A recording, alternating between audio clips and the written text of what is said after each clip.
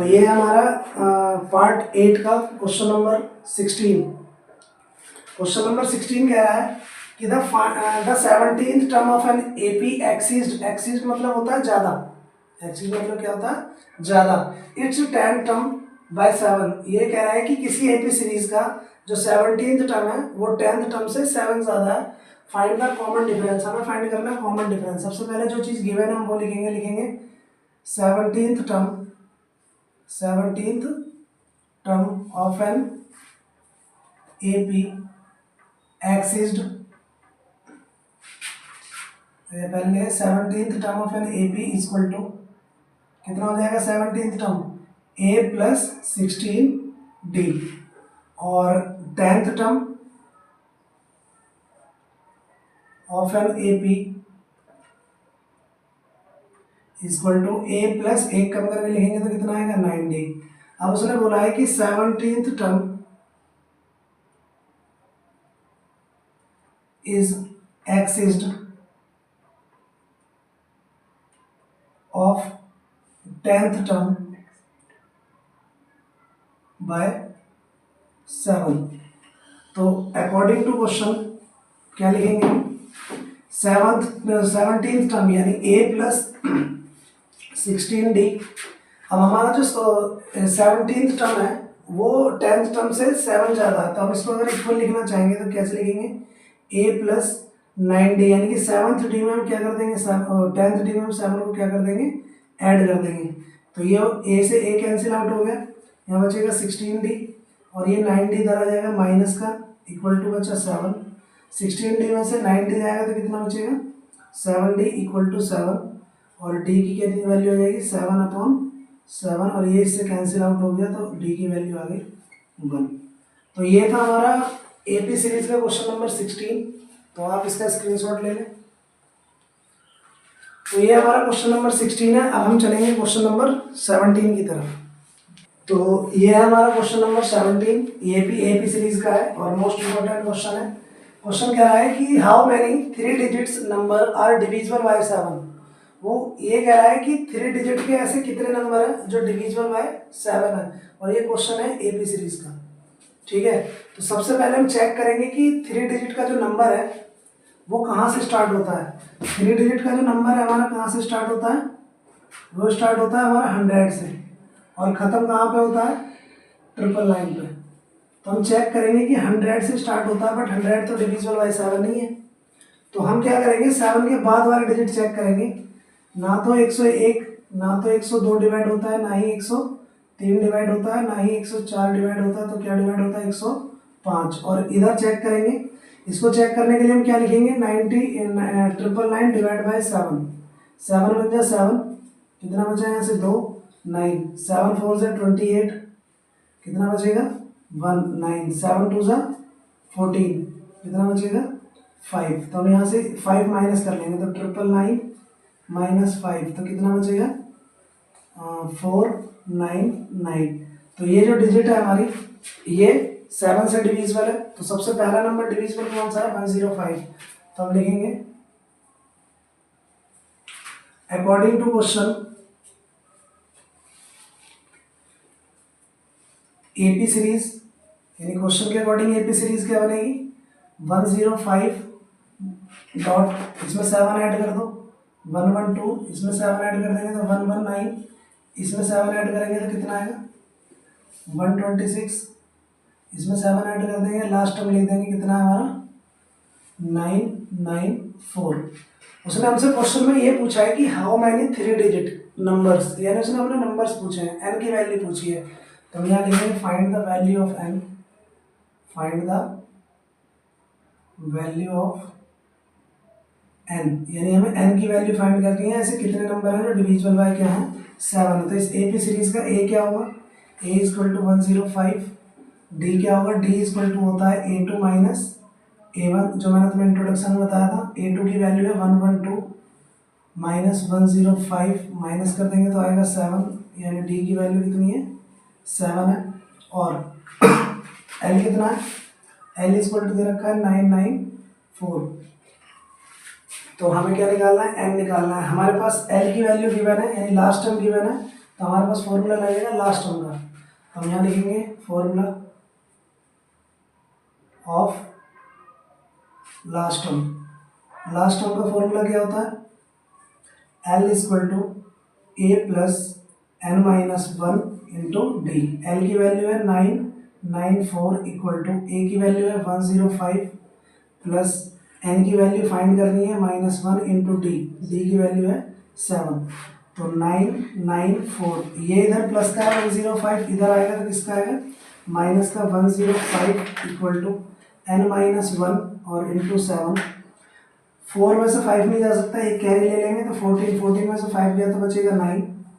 इधर 8 है, 8 में से 0 गया तो 8 बचेगा, और यहाँ पे 9 में से 1 गया तो 8 और equal to n minus one into में 7। तो हमारे पास इक्वेशन आई है 889 और ये 7 इधर डिवाइड में आ जाएगा, इधर मल्टीप्लाई में, तो एन माइनस वन 7 से इसे डिवाइड करेंगे तो 7 बन जा 7, एक इधर चला गया 7 2 सा 49 और 7 2 सा 49 और ये बनेगा 7 7 सा 7 बन जाए 7 7 2 सा 14 7 7 सा 49। तो n minus one equal to क्या हो गया 127। n की वैल्यू आएगी 127 प्लस 1, n इक्वल टू आ गया 128। यानी इसका मतलब क्या है कि हमारे 3 डिजिट के 128 नंबर है जो डिविजिबल बाय क्या है 7 है। तो ये था हमारा क्वेश्चन नंबर 17। आप इसका स्क्रीनशॉट ले लो। और अब हम चलेंगे अपने क्वेश्चन नंबर 18 की तरफ। तो अब हम चलेंगे अपने क्वेश्चन नंबर 18 की तरफ। क्वेश्चन नंबर 18 कहता है how many multiples of 4 lie between 10 and 250। वो क्वेश्चन कह रहा है कि 4 नंबर के ऐसे कितने डिजिट्स हैं जो 10 और 250 के बीच में आते हों। तो सबसे पहला नंबर चेक कर लेंगे कि कौन कौन से नंबर है। 10 के बाद पहला नंबर कौन सा है जो 4 से डिविजिबल है, तो पहला नंबर है 12। दूसरा नंबर क्या होगा, तो इसको चेक करने के लिए हम 4 से डिवाइड करके देखेंगे लास्ट नंबर को। तो ये हो गया 4 से डिविजिबल होने के लिए 4 6 जा 24 और 1 कैरी यहाँ बचेगा रिमाइंडर 0 4 2 जा 8। कितना बचा यहाँ पे रिमाइंडर कितना बचेगा 2। तो यहाँ से हम क्या करेंगे 250 में से 2 माइनस कर देंगे तो 248 यानी लास्ट नंबर ये है। तो अकॉर्डिंग टू क्वेश्चन जो हमारी एपी सीरीज बनेगी वो क्या बनेगी, according to question AP series equal to पहला नंबर बनेगा इसमें 12, पहला नंबर होगा 12, दूसरा 16 4 4 के डिफरेंस पे लिखेंगे, तीसरा 20। इस तरीके से जो हमारे नंबर की सीरीज है वो कहाँ तक जाएगी 248 तक। यानी कि लास्ट नंबर जो हमारा है उस एपी सीरीज का वो कितना है 248। तो सबसे पहले हमें फाइंड क्या करना है हाउ मैनी नंबर्स। इसका मतलब लिखेंगे सबसे पहले find the value of n की वैल्यू फाइंड करनी है। क्वेश्चन में हमें क्या क्या चीज गिवन है a equal to 12, d equal to a2 minus a1, तो 16 माइनस 12 इक्वल टू आ जाएगा 4 और ये d की वैल्यू आ गई 4। और l इक्वल टू कितना है l इक्वल टू है 248। हमें लास्ट टाइम गिवन है तो हम लास्ट टाइम का फॉर्मूला लगाएंगे, लिखेंगे फॉर्मूला ऑफ लास्ट टर्म का जो फॉर्मूला होता है वो होता है l equal to a plus n minus one into d. L की वैल्यू है 248 इक्वल टू a की वैल्यू है 12 plus n minus one into d की वैल्यू है 4। तो ये हो जाएगा 248 minus 12 equal to n minus one into d, d मतलब 4। तो इसमें से माइनस करेंगे 8 में से 2 गया तो बचेगा 6, 4 में से 1 गया तो बचेगा 3 और ये आ गया 2, ये आ गया n minus one equal to 4। तो इक्वेशन बनी है हमारे पास 236 equal to n minus one और ये 4, ये वाला 4 इसे डिवाइड में जाएगा 236 divide by 4 equal to n minus one.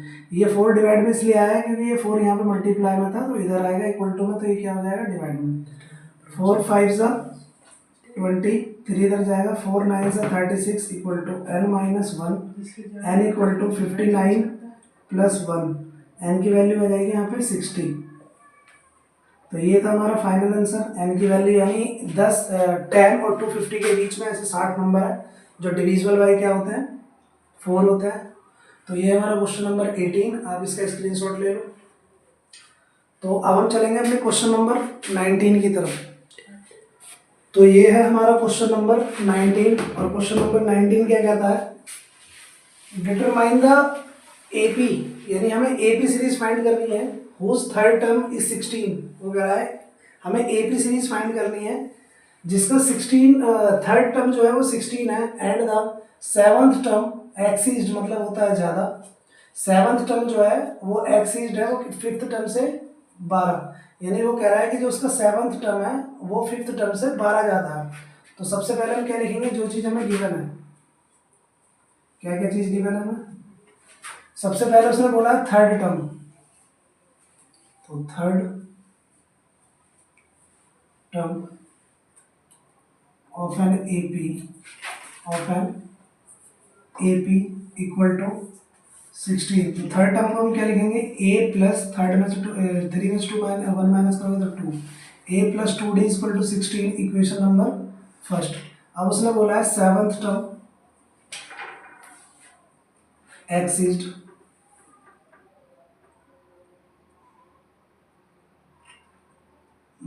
The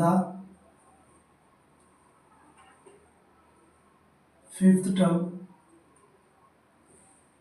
by 12, यानी जो उसका सेवंथ टर्म है वो फिफ्थ टर्म से 12 ज़्यादा है। तो हम कह रहे हैं सेवंथ टर्म का मतलब होता है a प्लस 6d, दोनों को इक्वल लिखने के लिए हम फिफ्थ टर्म में क्या ऐड कर देंगे, फिफ्थ टर्म होगा इसका a प्लस 4d और इसमें हम 12 ऐड कर देंगे।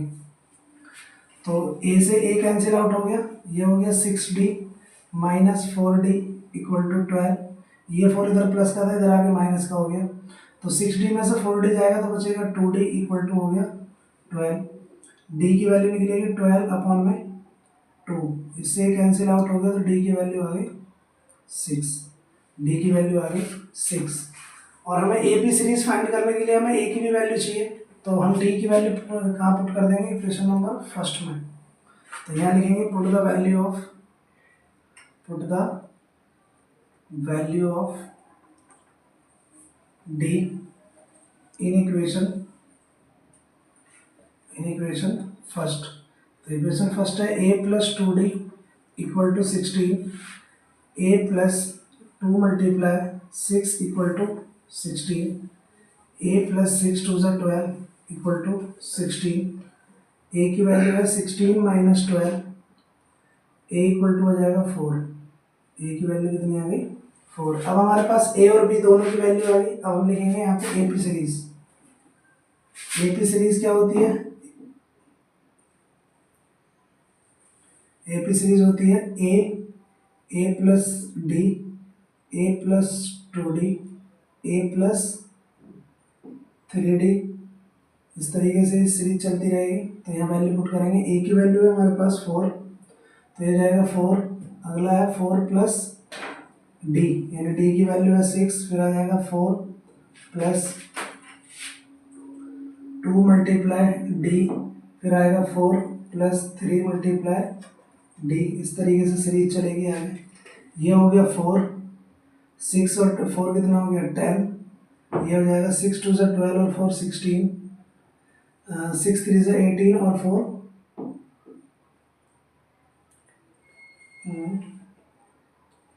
18 और 4 कितना होगा 22।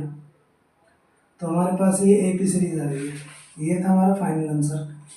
तो ये है हमारा क्वेश्चन नंबर 19 और ये आप इसका स्क्रीनशॉट ले लो। अब हम चलेंगे क्वेश्चन नंबर 20 की तरफ।